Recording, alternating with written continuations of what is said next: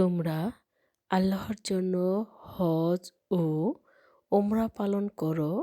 অর্থাৎ হজ ও ওমরা এতই গুরুত্বপূর্ণ এবং আল্লাহর নিকট এমন পছন্দনীয় আমল যে স্বয়ং আল্লাহ তার পবিত্র কালামে বান্দাদেরকে এ ব্যাপারে নির্দেশ দিয়েছেন যে তোমরা আমার জন্য হজ ও ওমরা পালন করো। রাসূল সাল্লাল্লাহু আলাইহি ওয়াসাল্লাম ইরশাদ করেছেন, ইসলামের ভিত্তি ৫টি জিনিসের উপর।